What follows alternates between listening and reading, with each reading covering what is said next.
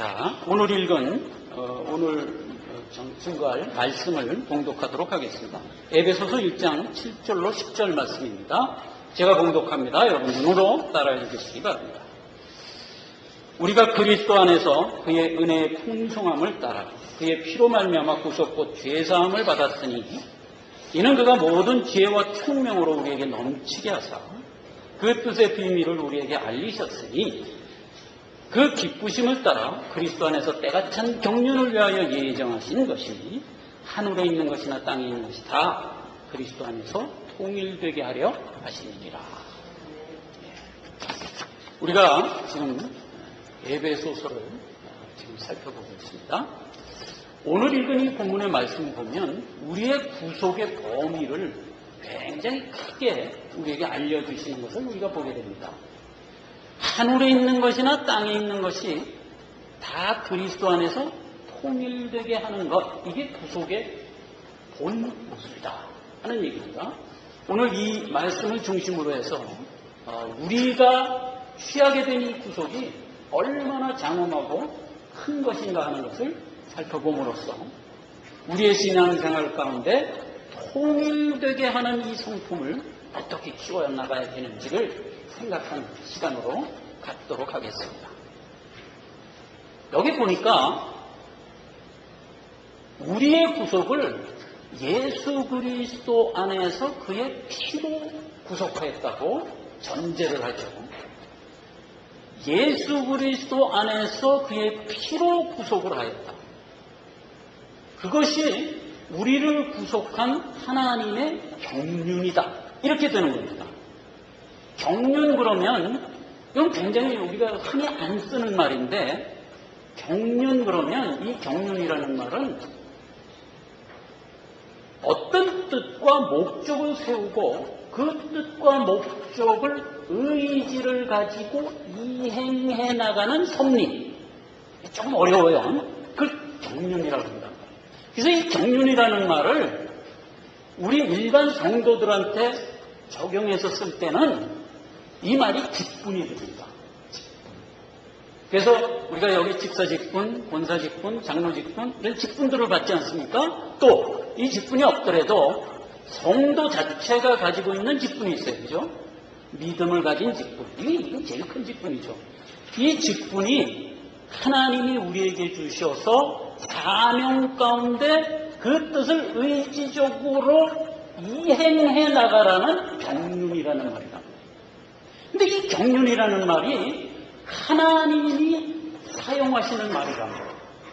하나님이 우리를 구원하시는데 뜻하시고 정하시고 그 정하신 것을 시대에 따라서 구체적으로 드러내는 각각의 일이 경륜이랍니다. 그래서 하나님이 우리를 구속하는 것은 크게 두 경륜이 있는 걸 알게 됩니다. 하나는 예수 그리스도를 보내주시고자 했던 경륜입니다. 근데 이건 이루어졌어요. 그죠? 이루어졌어요. 예수님이 오셔서 십자가에 지시고 죽으시고 그리고 부활승천하심으로 우리를 온전한 자녀로 완성시켜주셨어요. 그 또 하나의 경륜이 나왔어요. 근데 그 또 하나의 경륜이 뭐냐면 다시 오실 것.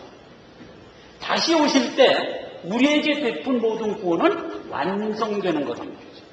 그 완성은 어떤 식의 완성이냐면 아직 부족해서 완성이 아니라 우리를 그때까지 성화시키기 위한 과정. 그래서 사실은 지금 완성됐어요. 에베소서 2장 5절에 가보면 우리가 어느 정도로 완성됐다고 되어 있냐면 하나님이 우리를 은혜로 구원해서 예수 그리스도가 하늘 보좌 우편에 앉을 때 우리를 데려가서 함께 앉아있다고 되어 있습니다. 여러분 놀랍지 않습니까? 이것이 함께 앉을 것이다 이렇게 기록되지 않고 과거 완료라니까요. 함께 앉으셨다고. 그래서 우리의 신분은 이미 하나님 보좌 우편에 예수님과 같이 보좌에 앉아있다니까요. 이게 이제 구원이란 말이에요. 이 신분은 이미 하나님의 아들이 됐는데 우리에게 뭐가 필요하냐? 신앙 인격이 자라나야 되는 것이 필요하다. 그래서 이제 이 경륜이 앞으로 오늘 예수님의 재림에 맞추어져 있다. 그래서 때가 찬 경륜이라고 그러면 하나님이 뜻하신 그 의도가 구체적으로 드러나기 때문에 때가 찼다고 합니다. 때가 찼다. 그래서 성경을 읽어보면 때가 차네, 때가 이르네, 아직 내 때가 아니라, 이런 말들이 계속 나오는 게 하나님이 자기의 의도를 세상 가운데서 차곡차곡 쌓아나가서 결국 성취한다는 그 아주 은혜로운 말인 것입니다. 이게 경륜이란 말이에요. 자, 그러면 하나님은 우리를 왜 구원했냐? 왜 구원했죠? 이 말에 대한 대답이 신명기에 아주 분명하게 기록되어 있습니다. 신명기에 보면 우리를 구원한 모형으로 애굽에 종되어 살고 있던 이스라엘 백성들을 구원해서 홍해를 건너서 구원했잖아요. 그렇죠? 그래서 어디로 데리고 갈 거예요? 젖과 꿀이 흐르는 가나안 땅으로 데려갈 거란 말이에요. 그때 하나님께서 이스라엘 백성에게 이렇게 얘기합니다. 내가 너희를 종된 애굽 땅에서 건져서 가나안 땅에 들이려 하는 것은, 이게 무슨 말이에요? 내가 너희를 구원한 것은, 이 말이잖아요. 그것은 사랑하기 때문이에요. 놀라운 얘기입니다. 사랑하기 때문이에요. 그럼 또 한 번 질문할 수가 있어요.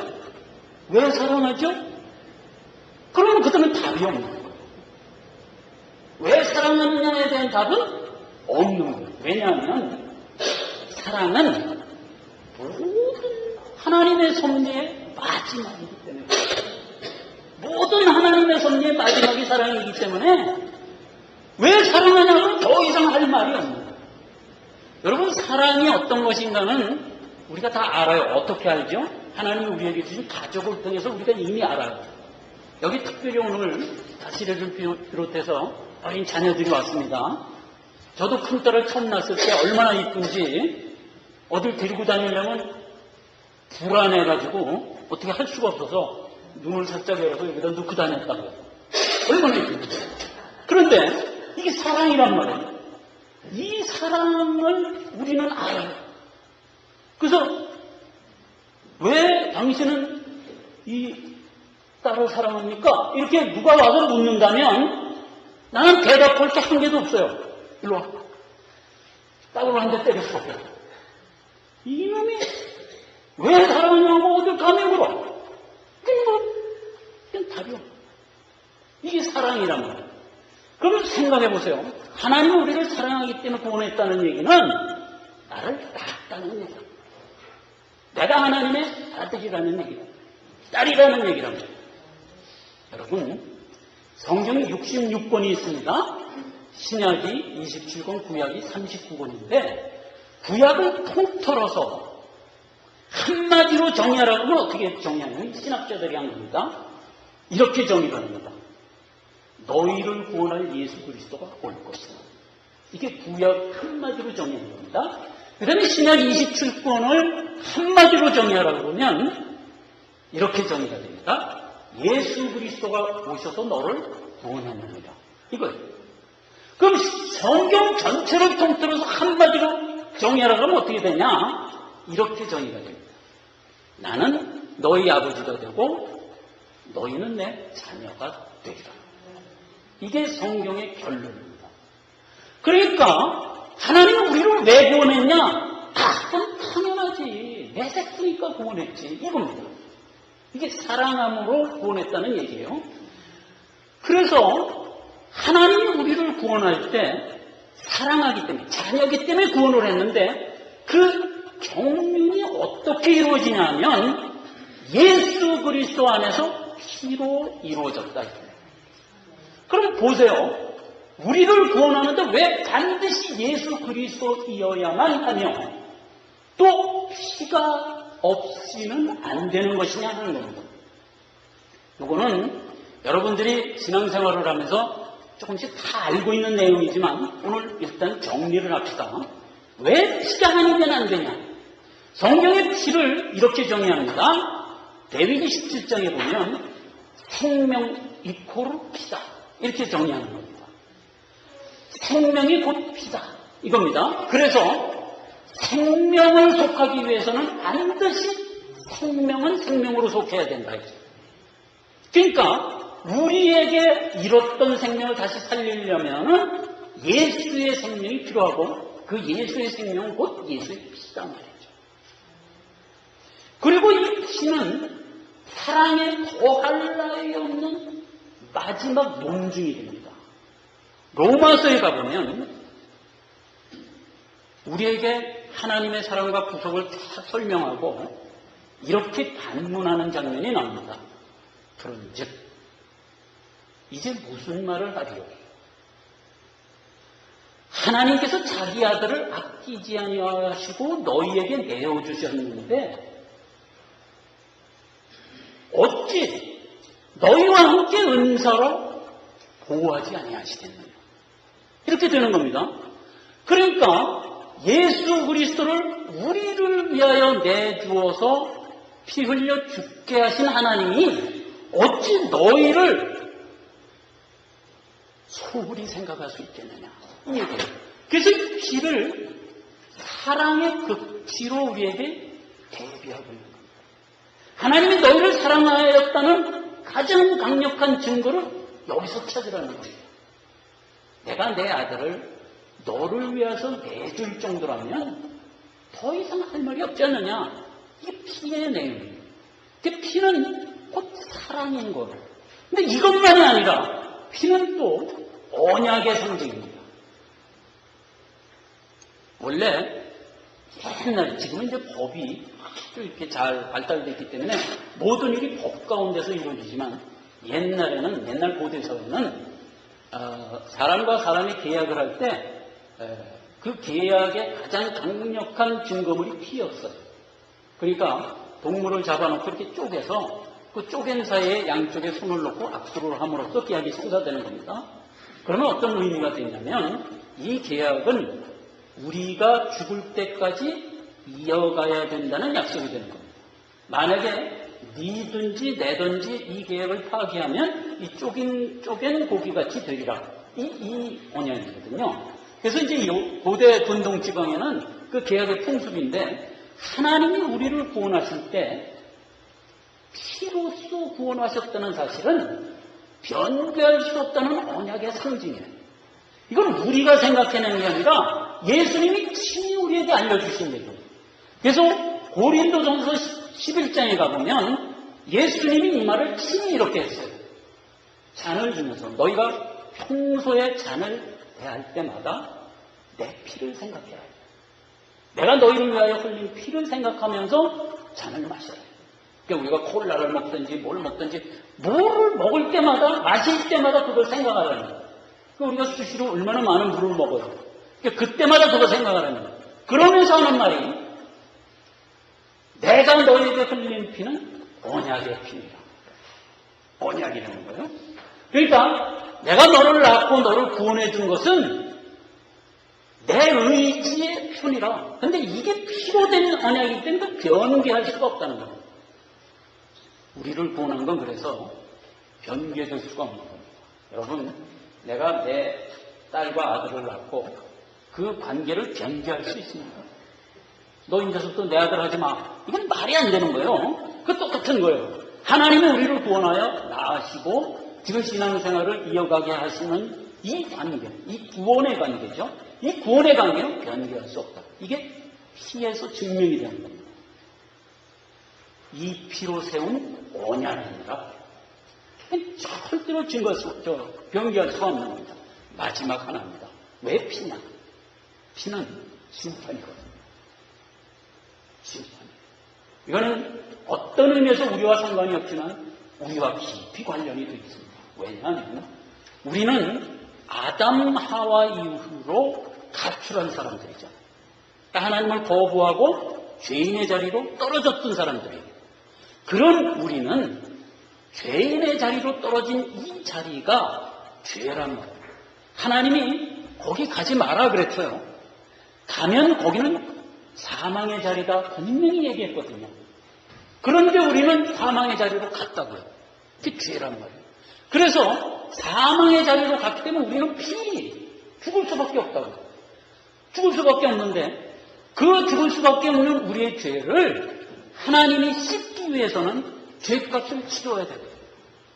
근데 이 죄값을 우리가 스스로 지으면 우리는 다 죄값을 받아 죽어야 돼요. 이거는 난해하지요. 내가 내 아들 죽이고 뭘 어떻게 하겠다는 거예요. 안 되죠. 그러니까 할 수 없이 부모가 좋다. 내가 대신 죽어준다. 이렇게 된 거란 말이에요. 그게 십자가 대속의 피거든요. 그 심판을 하나님 자신이 오셔서 그 심판을 받으신 거예요.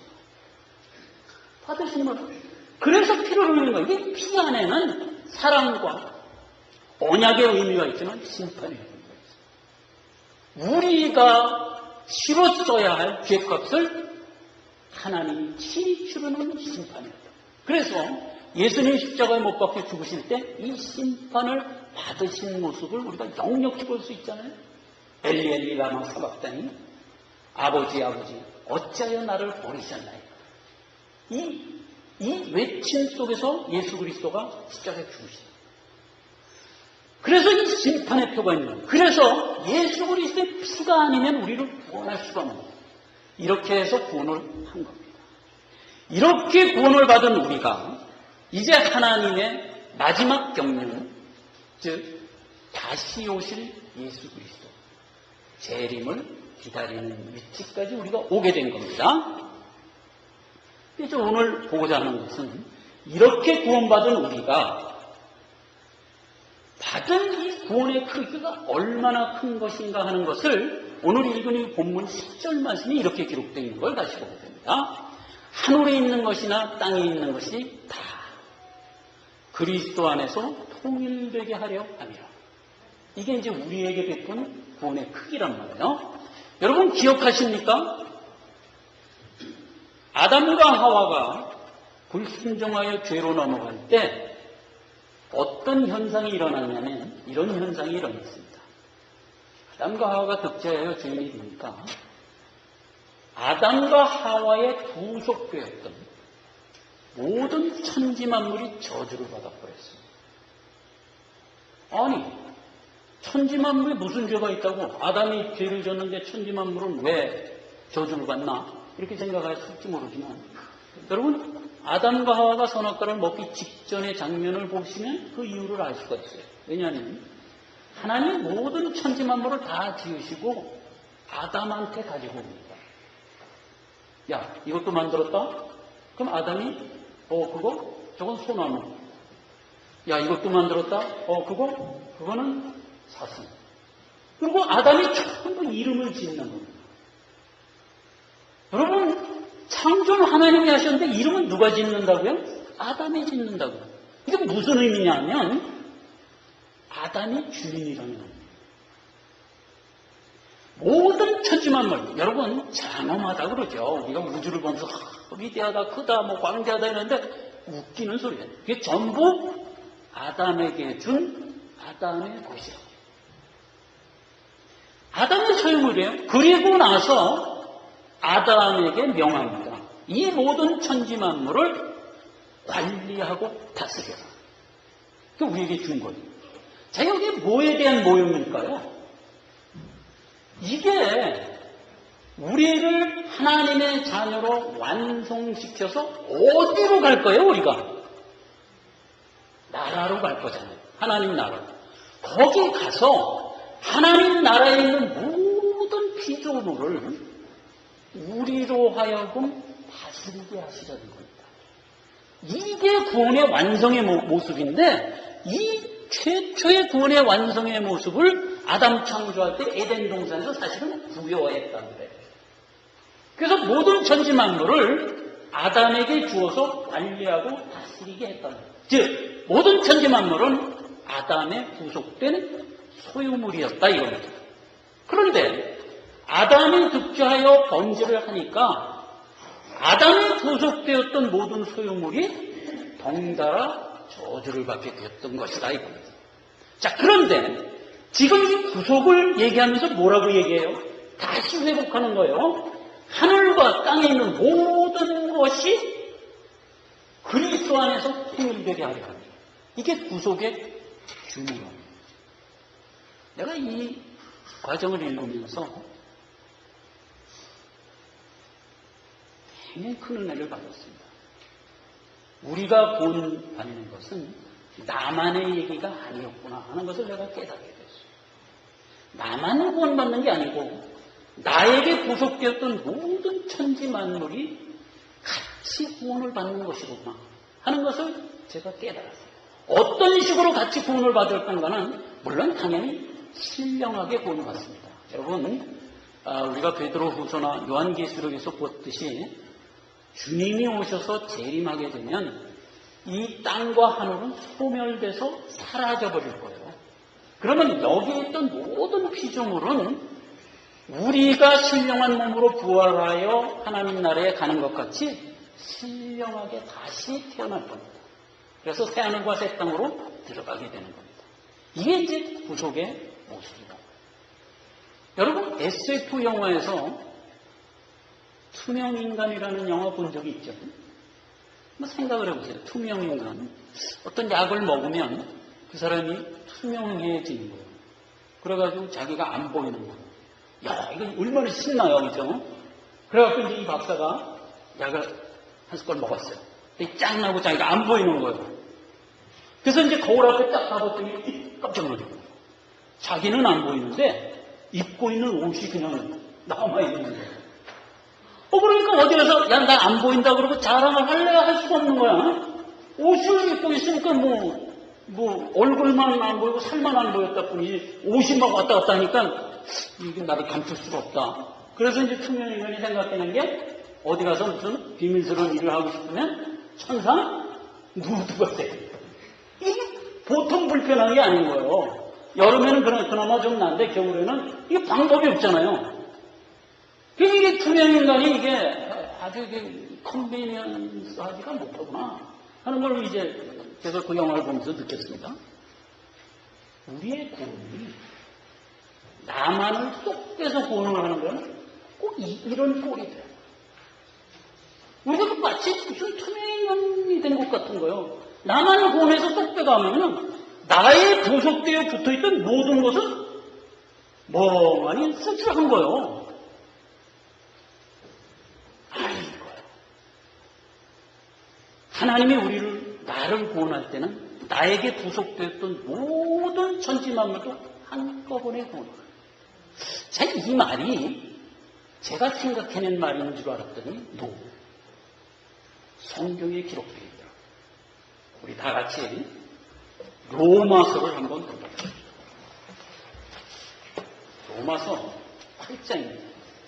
로마서 8장은 너무 심오한 말씀들이 이렇게 집약되어 있는 성경이기 때문에 이게 로마서 8장이 참 좋은 성경입니다. 19절부터 제가 읽습니다. 생각건대 현재의 고난은 장차 우리에게 나타날 영광과 좋게 비교할 수 없도다. 피조물에 고대하는 바는 하나님의 아들들이 나타나는 것이니 피조물이 허무한 데 굴복하는 것은 자기 뜻이 아니요 오직 굴복해 하시는 이로 말미암습니다. 그 바라는 것은 피조물도 썩어짐의 종노릇한 데서 해방되어 하나님의 자녀들이 영광의 자유에 이르는 것이니라. 피조물이 다 이제까지 함께 탄식하며 함께 고통하는 것을 우리가 아나니 이뿐 아니라 또한 우리 곧 성령의 처음 익은 열매를 받은 우리까지도 속으로 탄식하여 양자될 것 곧 우리 몸의 구속을 기다립니다. 이게 무슨 얘기입니까? 이제 우리는 지금 영이 구원받아서 하나님의 자녀의 신분이 됐지만 우리가 마지막으로 완성돼야 할 부분은 육신입니다. 그렇죠?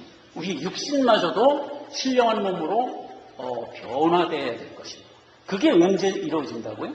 때가 찬 경륜이 되면 이루어질 겁니다. 그때가 재림이죠. 그때 이루어지는 거예요. 그런데 우리가 완성된 이 날을 누가 지금 학수고대한다고요? 피조물. 이게 놀라운 선언인 겁니다. 여러분 여기 바깥에 보면 소나무도 있고 꽃도 있고 뭐 다 있어요. 아름다운 자연환경, 생물들이 다 있습니다. 근데 그 모든 생물이 얼마나 아름답고 참 보기에 좋은지 모르지만 그러나 그 모든 피조물은 지금 저주 아래 있는 거예요. 저주 아래 있다는 게 결국 어디서 증거가 돼요? 모든 피조물은 때가 되면 죽잖아요. 이게 저주란 말이에요. 그래서 이 모든 피조물들이 일곱이 누굴 쳐다보고 있냐면 우리를 쳐다보고 있는 거예요.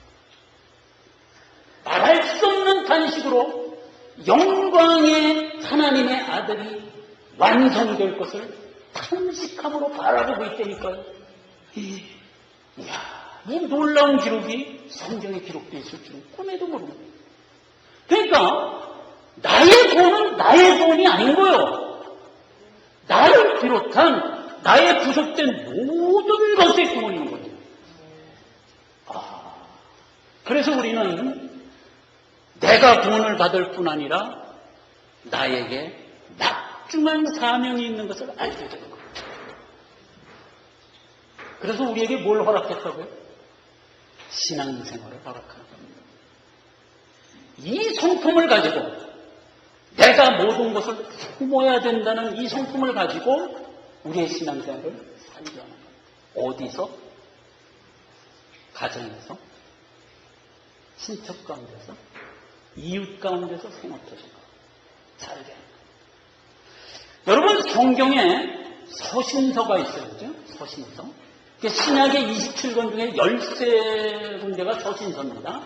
근데 이 서신서가 무엇을 목표로 했다고요? 우리의 생활생활을 목표했다고요. 너희가 어떻게 살아야 되는가는 신앙생활을 목표했어요. 그래서 여러분 이거 생각하셔야 됩니다. 절대 착각하시면 안 됩니다. 우리의 신앙생활은 어디서 한다고요? 내 삶에서 해야죠. 예배생활, 교회 와서 요거 착각하면서 신앙생활을 교회 와서 하고 예배생활은 모르는 거예요. 그럼 안 되는 거예요. 너 신앙생활을 교회에서 하는 건 말도 안 되는 소리예요. 교회는 하나님과 나와 1대1로 만나서 예배하는 곳이에요. 그렇기 때문에 교회는 이렇게 여러 명이 와서 예배를 해도 엄밀하게 따지면 내가 드립니다. 나 혼자 하나님과 1대1로 드리고. 그러니까 예배 생활을 공동으로 생각하시면 안 돼요. 나와 하나님과의 1대1이다. 이렇게 생각해야 돼요. 그렇게 예배를 드리고 신앙생활 어디서 하라고요? 내 삶에서. 그래서 서신서에 보면 여러분 놀라운 사실을 발견하게 됩니다. 제가 그래서 일부러 조금 적어왔어요. 로마서는 총 16장인데 12장, 13장 이하 결론 부분은 무슨 얘기를 하냐면 이웃과 더불어 화목하라는 이야기로 결론을 잡습니다. 고린도전서는 전체가 16장인데 7장 이후부터 이웃과 더불어 화목하라는 얘기로 결론을 잡습니다. 또 갈라디아서는 총 6장인데 마지막 6장에 가면 믿음의 가정들 가운데 항상 믿음을 나누는 삶을 살아라. 그래서 우리 교우들 간의 삶에서 신앙 지키라고 얘기하고 있습니다. 골로새서는 토탈 4장인데 반 3장과 4장이 부부간에, 가족간에, 직장에서 상하간에 화목하라는 얘기로 점철되어 있습니다. 데살로니가 전서는 총 5장인데 5장 마지막 절에 가보면 너희끼리 화목하라 그랬어요. 그러니까 예수 믿는 우리 형제끼리 화목하라. 전화하는 겁니다. 김 집사, 요즘 날씨도 그런데 어떻게 지내? 이렇게 화목하라는 겁니다. 그렇죠? 디모데전서는 총 6장인데 5장, 6장, 2장이 몽땅 무슨 얘기를 하냐면 삶 속에서 만나는 연장관계, 그렇죠? 노인들, 할머니들, 이런 사람한테 잘하라는 겁니다. 그리고 상하간에, 우리가 생업도전에서 언제나 상하가 있어요. 갑이 있고 울이 있어요. 그건 뭐 어쩔 수 없는 거예요. 그 자체를 나쁘다고 할 수 없어요. 그 상하간에 화목하라는 거예요. 여러분, 상하간에 사실 화목이 잘 안 됩니다. 언제나 밑에 있는 사람은 위에 사람한테 불평하게 돼 있고 위에 사람은 아래 사람 항상 불만족스럽게 보게 돼 있어요. 근데 화목하라는 겁니다. 이게 우리에게 명한 신앙생활이에요. 히브리서는 총 13장인데 13장 마지막이 형제와 나그네와 부부와 이런 데서 화목하라는 얘기로 전철되어 있습니다. 베드로전서는 총 3장인데 3장 몽땅 다 부부간에 얼마나 깨끗하고 순결하게 살아가야 될 것을 명하고 있습니다. 놀랍지 않습니까? 여러분, 우리의 신앙생활은 우리에게 준 믿음의 성품을 가지고 나에게 인볼브된 모든 번속들과 함께 성품 키워나가는 일에 투자하라는 게 이게 신앙생활이거든요. 성경이 어떤 그거 하라는 얘기란 말이에요, 지금. 근데 여기서 우리가 가지고 있는 이 신앙 성품을, 믿음이죠. 믿음을 각자가 가지고 있는 자기 성품에 실어서, 그래서 주를 증거하며 사는 겁니다. 이게 성화의 삶입니다. 그러는 과정에서 삐걱빼걱하죠. 네, 삐걱빼걱합니다.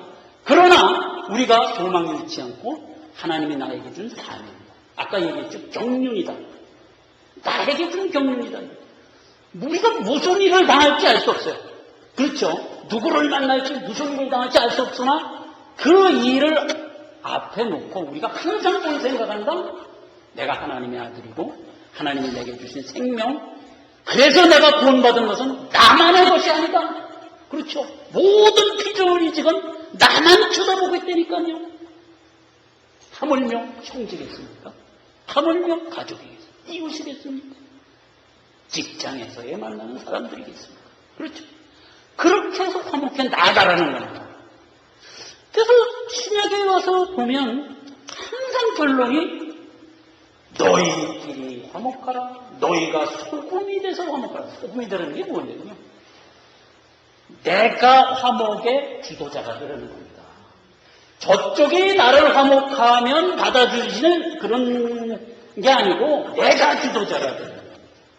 소금을 두고 화목하라. 이렇게 결론을 나는 것을 보게 됩니다. 오늘 하나님이 우리에게 주신 구원의 크기를 알았습니다. 나만의 것이 아니지 않습니까? 나를 통한 모든 구속이 나를 인해서 구속을 받는 거예요. 이 귀하고 복된 복을 자각하고 우리에게 허락한 신앙생활을 화목과 사랑으로 이어가는 자로 오늘 결단하고 돌아가는 시간이 되시길 바랍니다. 기도하겠습니다.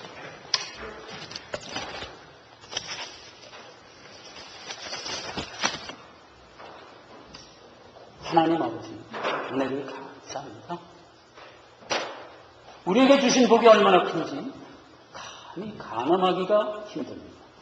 그러나 아버지 하나님은 우리가 이 기쁨에만 멈춰 있을 것이 아니라 사명을 가지고 경륜 가운데 살아가기를 원합니다. 하나님 힘주시고 깨닫게 해주시고 능력 주셔서 우리의 삶의 터전 가운데 하나님께 영광을 돌리게 하옵소서. 예수님의 이름으로 기도했습니다. 아멘.